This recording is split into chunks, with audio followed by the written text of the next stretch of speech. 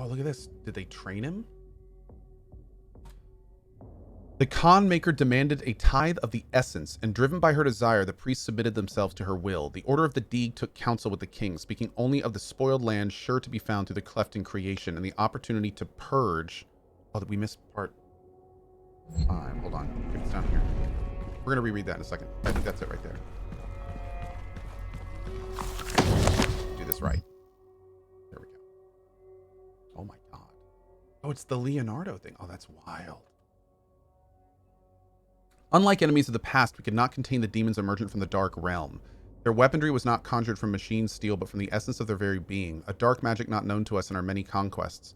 Had we grown overconfident, our victories serving to dull our blade as we drank in the glory of our expanding empire? Lost, we knew not of how to prevail against this foe. The Maker's God stood perplexed, and our engineers and priests scrambled to find the advantage in battle we so desperately needed. Unknown to the enemy, we were pushed to the brink of defeat, and our gods stood with us as we worked to find the answer. The Order of the Deeg were the first to unlock the mystery of these foul creatures. The priests were able to capture several of the beasts and set about to identify the source of their power. It was then that the essence of the dark realm was discovered. Not wholly unlike our own, this power was the life essence that flowed through their twisted form and powered their attacks. It could be harnessed to power our own weapons, giving the Argenta the chance to combat the demons on even footing. The priests believed that with greater knowledge of the essence, we could discover its source and cut it off from the demons to strangle their armies from within, allowing us to regain the advantage we required for victory on the battlefield. The Khan Maker gave blessings to our majesty and directed the priests to delve deeper into the mysteries of the scarlet elixir from the demonic realm, for she sought only to return balance to our universe. Proper assimilation was required as hell stood beyond her influence. After great efforts, the priests discovered more than they had hoped for. They learned of the true nature of the demonic energy and how it could strengthen those skilled enough to harness its power. The energy coursing through the malformed bodies of our relentless enemy could be used to end life or to enhance it. The power to heal, to mend, immortality, knowledge and enlightened faculties beyond our understanding. With the demon's life force in the skilled hands of the Sentinel priests, and under the righteous gaze of the Khan Maker, our people would not only rise to victory over the unholy horde that clouded our walls, we would move to a higher plateau of existence, ushering in a new era of military science and industrial healing. No Sentinel would grow sick. No Maker would need to suffer the transfiguration that they so feared. All would be risen. None could ever oppose our peaceful ways and threaten our world again. True balance over hell and its legions, over space and time, in this world and all others. We would dictate the order. United with the Makers, we would find peace eternal. Oh, there's the guy that we met at the fire. The betrayer.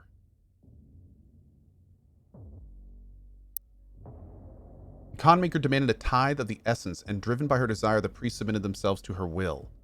The Order of the Deeg took counsel with the king, speaking only of the spoiled land sure to be found through the cleft in creation, the opportunity to purge new invaders from Argenta. We took the war to their cursed land, pressing through the gates of wizardry. There was one among us who seemed to know the true nature of these foul demons. It was the outlander, the stranger who had come to us from places unknown. He who had survived in the front lines far longer than any Sentinel-born prisoner had before. His passion for battle against the vile horde was evident, his lust for their destruction matching our own, though Argenta remained a foreign land to him. His fervor caught the attention of the Inquisitors of the Sentinel Guard, some whispering of a suspected allegiance he held in secret with the demons. Silencing the critics, King Novik, who I'm pretty sure was the spectral guy that we saw in the throne, deemed him worthy of selection. The signifiers brought a commission to our king, and it was decided that he be lifted from the common rabble. Though no arena-born prisoner had ever been granted the honor, the Knight Sentinels broke tradition and deemed the outlander worthy of training. A number of disciples grumbled and chafed at the barbarian present in their ranks, but in the war with the demons, all opportunities for even the slightest advantage was to be considered. As they witnessed a stranger spar with their hallmasters, they found him an undying, unrelenting compatriot. This man was an outsider, friend to none, and yet rose each time he was thrown into the dirt of the circle. Battered and bruised, his brow stained with blood, he rose with grim determination for the chance to face his enemies in armed combat once again.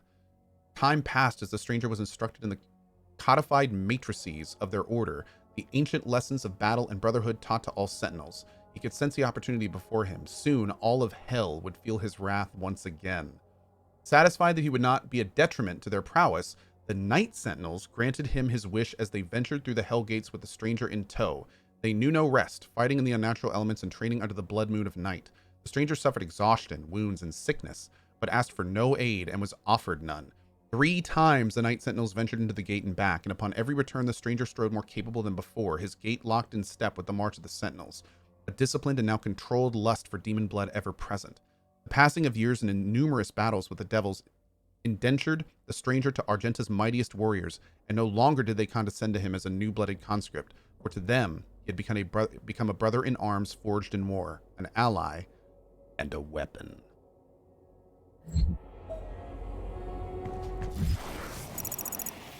Alright, let's go.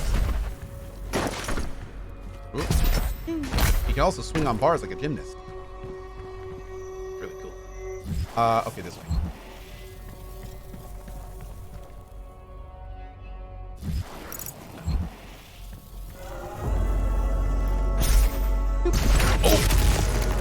Nailed it.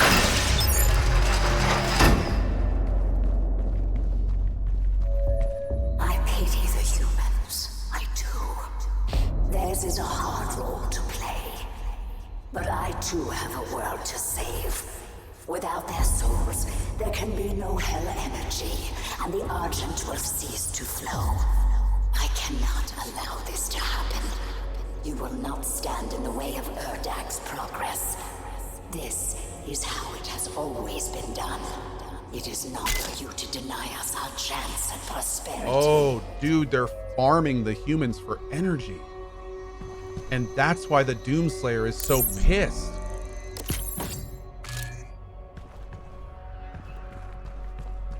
Nice. That's why he doesn't care about what happens. He's like, I'm gonna kill all of you.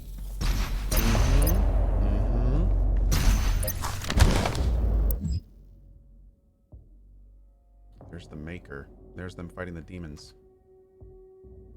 As we warred with the beasts, the Argenta society grew, under the watchful eye of the Makers, into the endless power of the Essence. While our generals were consumed with the unholy war, our culture was marked by the beautiful potion the enemy had provided us, the sweet elixir. I guess maybe that's human blood?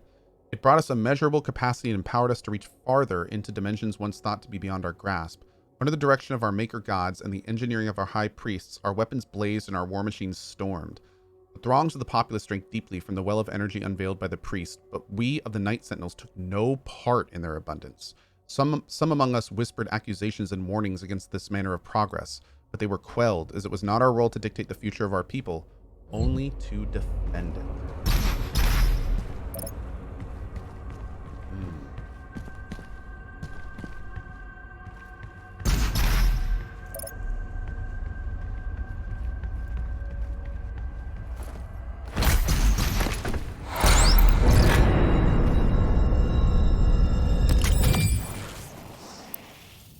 Man. Sure. Sure.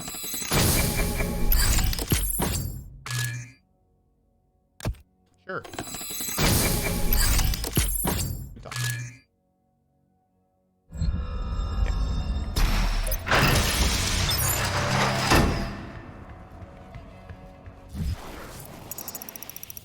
3 more. And then a big-ass boss fight.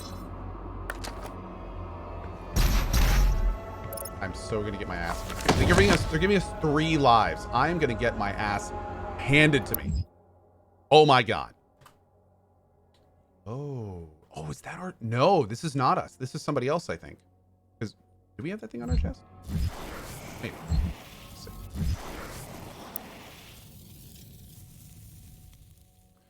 As the Black Star ascended to its zenith, King Novik sat restless on his throne as a howling darkness began to assemble just beyond the mountain rise to the east.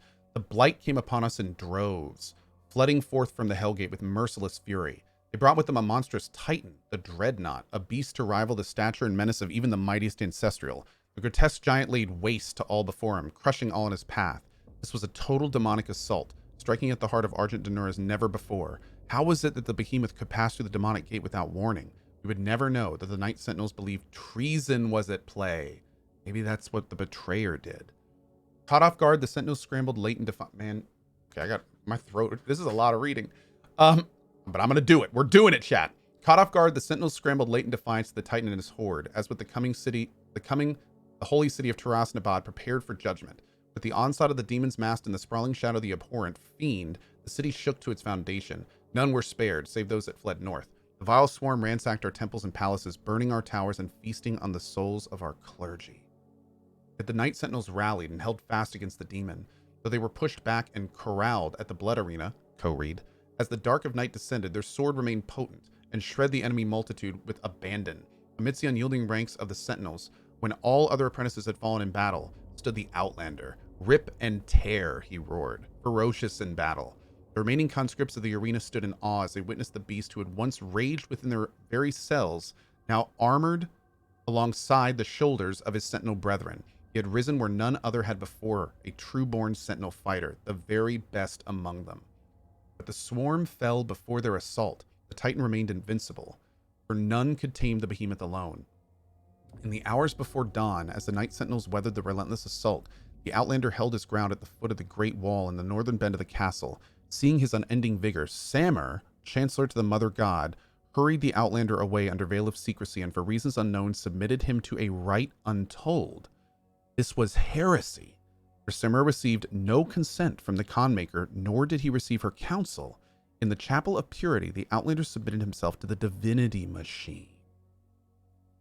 There, Samur Maker, the seraphim known to us only as the aid to the Mother God, blessed the Outlander with fierce speed and power to match his will. It was the method by which this transfusion took place that was most uncertain to us, for we were of the knowledge that the Maker device bestowed upon the Argenta was so many generations ago was to be used by the priest only to find the impurity among us. How could it be that the device was meant to cull the Sentinel breed of its contaminants could be used to purify the Outlander's body and give rise to the one who would lead us into battle henceforth? Dude.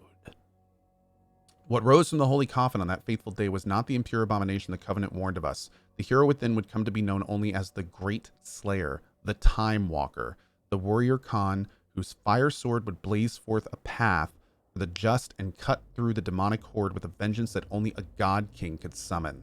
He rose unbroken by the ritual, his eyes burning with Maker magic. He took the crucible, which we haven't used yet, in his hand, and wraith fire leapt forth from the blade as only it will when held by a true Sentinel warrior king. In our darkest hour, the Slayer had been chosen, defying tradition, our most sacred laws, and the will of the great Khan herself, a stranger to our lands, had been blessed with celestial might. Look in the background. Damn. Hey, look, they have pigeons in this land. How quaint. Oh, sorry. Okay, let's go. This is so metal. Dude, this is so metal. Yeah, this is like the most metal lore I have ever seen. This is so badass. I'm so glad they put all this in. Like, this makes an already incredible game so much better for us lore nerds. Oh, man. Thanks, Id. Unless you can't tell, this stuff's kind of my jam. Yeah. I cannot stand by and watch as you put our future at risk. Earth will be consumed, and the energy will continue to Spice must flow. It is your people's survival against mine. This is kind of a crazy situation. Because, like, these guys definitely have the best chance against hell. So the idea that we're going to have to, like, doom them, crazy, is a little weird. D. Grav remains... Oh, that was pre and post. Those are cool pictures.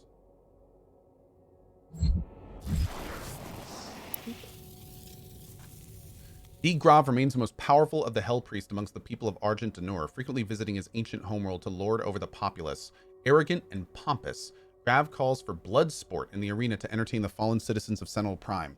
Since the demonic invasion of Earth began, he has operated on the planet's surface along with his fellow Hell Priests to direct Hell's forces, but after the death of Deeg Nilox and Deeg Renak, he has fled to the safety of the arena. It was D. Grav who facilitated the torment and eventual betrayal of Sentinel Commander Valen, taking the keys to the sepulture of elements and opening the vault of the sleeping wraiths. The ancient creatures were abducted, transported to Hell, and tortured to siphon away their power. He used the heart of Valen's son to animate the icon of sin, a titan still spoken of in legend throughout Argenta. Oh, man, no wonder that dude betrayed him. Jesus. I'd be pissed too.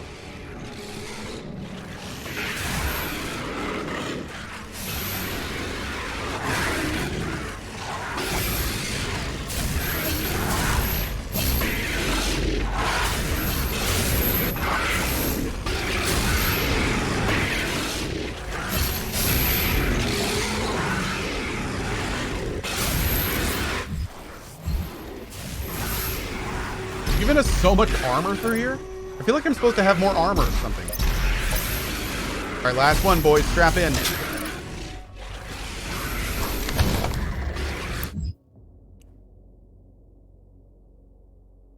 Oh, Jesus. What's that?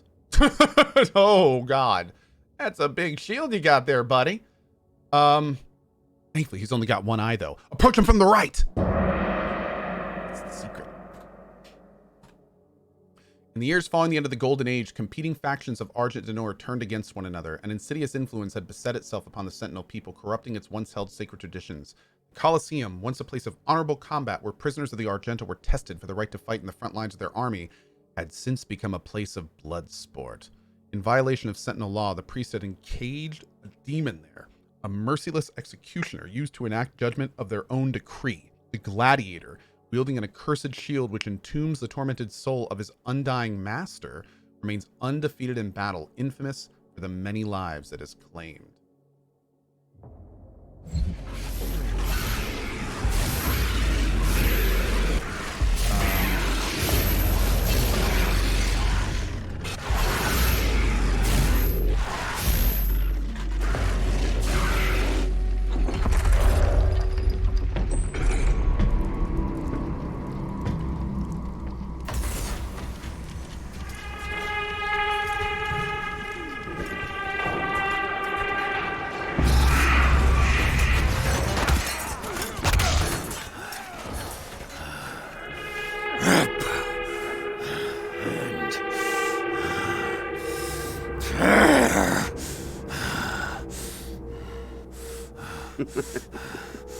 You'll make a fine addition to the front lines, stranger. The demons!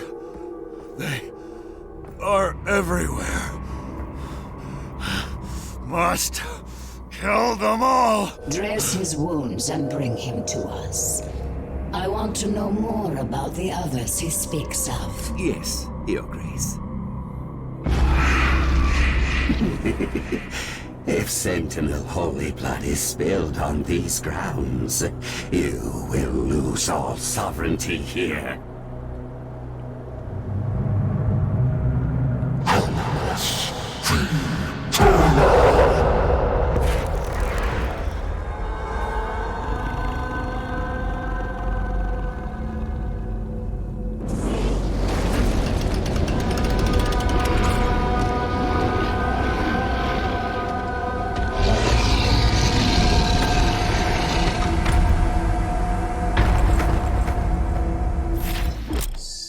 Shield's eyes flash green. The gladiator is about to attack. Shoot him when its eyes are green to stagger him and create an opening.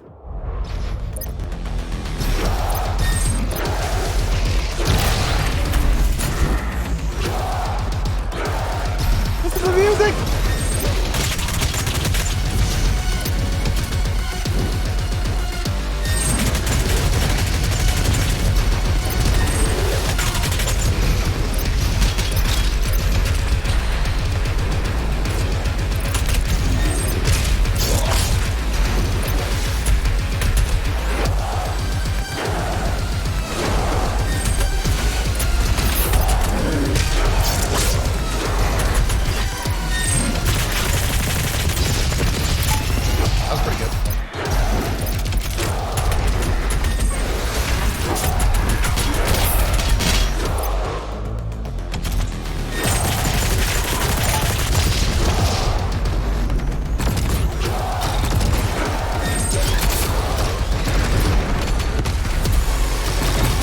Oh, it's gonna summon other things during the fight?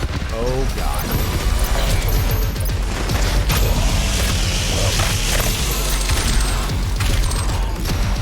This is a mistake. This is a mistake! Whoa.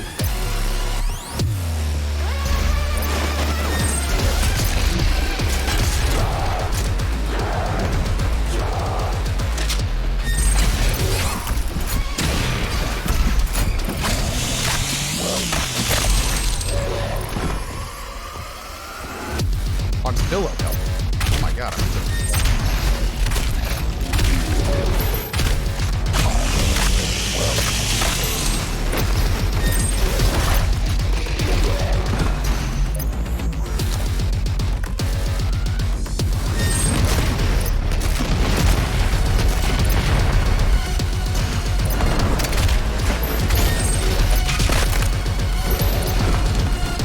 A little shield charge, man.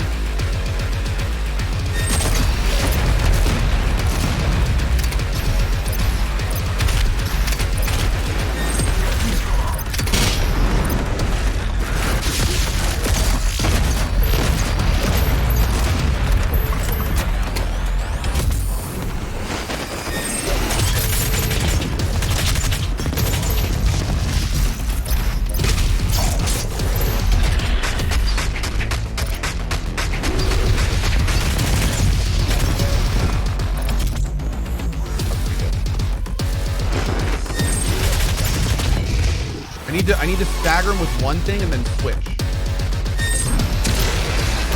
Oh, he doesn't stagger for long.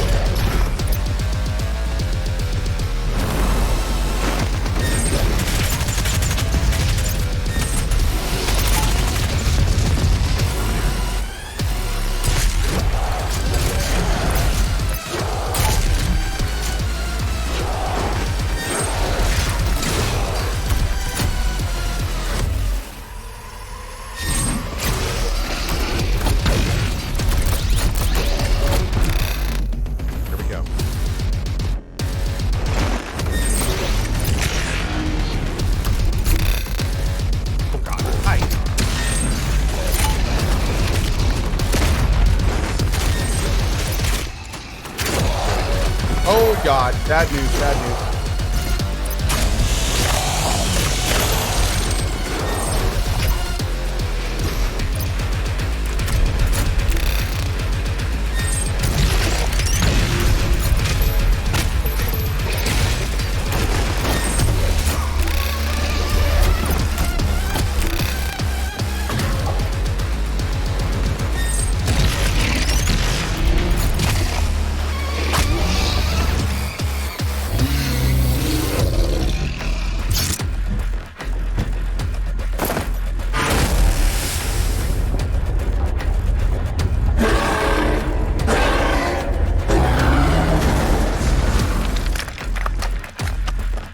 Oh god. Oh, mistakes were made. Does this work? Okay. Without a shield, the gladiator is more aggressive and has a wider variety of attacks. When the gladiator spins one of his flails, it returns attacks to the player.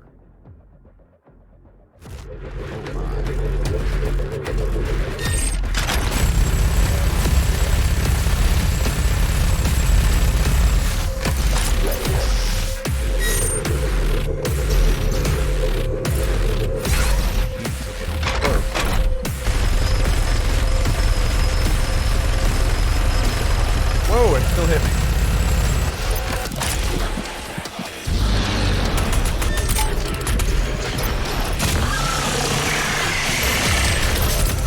Whoa, whoa, whoa, whoa. What is this?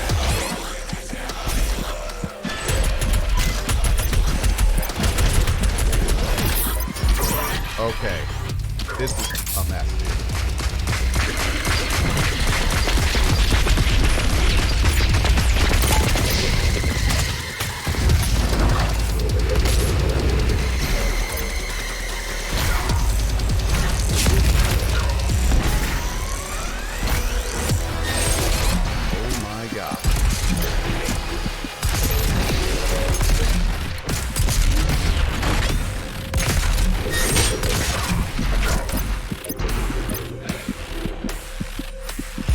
Man.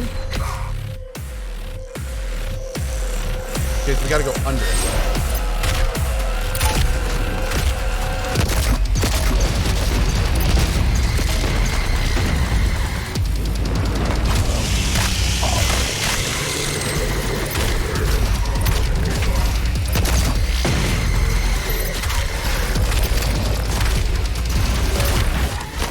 Oh god, bad timing there.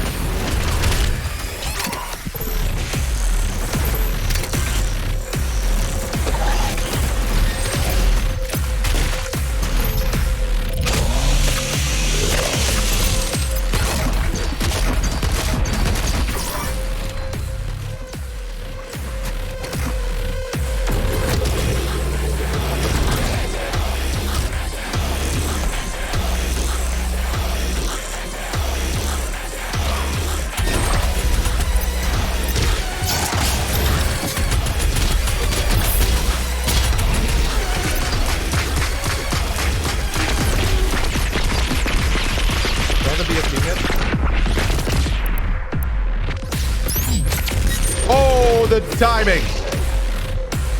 Oh god, it's going real fast.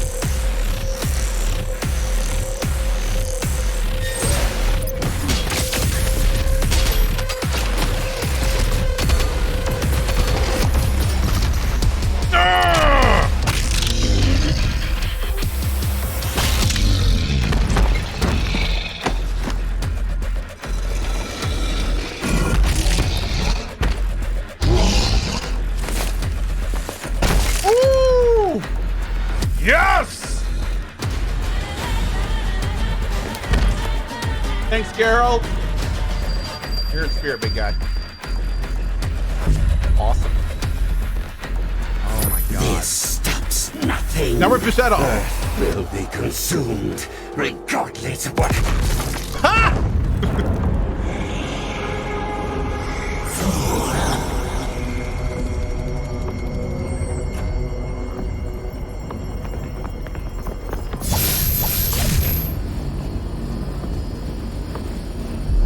The portal is ready.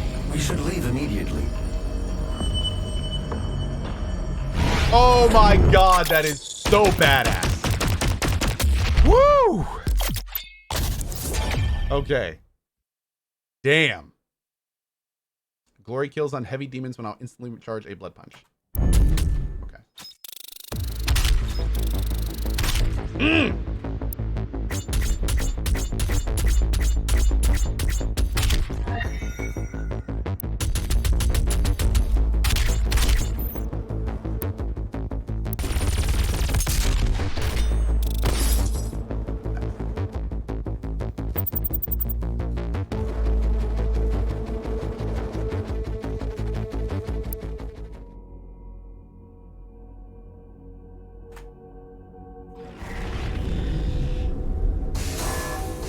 The Khan Maker has overloaded your systems. Vega has no control over...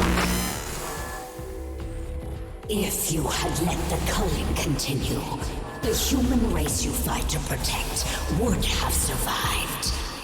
Now I will resurrect the icon of sin. He will devour Earth and leave your home world in ruins. Life on your planet shall never return. And this will be yet another world you brought to extinction. Samuel? This stronghold will now serve as your prison. With no power, you can do no more harm to our mission, and we may continue the work that must be done. Oh god, we're doing this. Okay.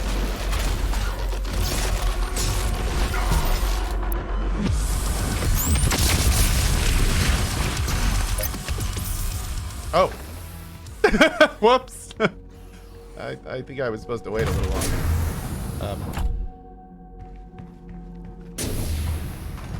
Oh, this is where I'm gonna put the crucible. Yeah, boy. She didn't know you had the demonic crucible. In the end, the very power source you sought to eradicate from Earth is now what will help you save it. The mission on Sentinel Prime was a success. The demonic consumption of Earth has been stopped. Only a Slayer's Crucible blade can stop a Titan. You must get to the Sentinel city of Taras Nabad to retrieve your Crucible before it is too late. Our Crucible? Without it, the Titan cannot be stopped. Setting the portal to Taras Nabad.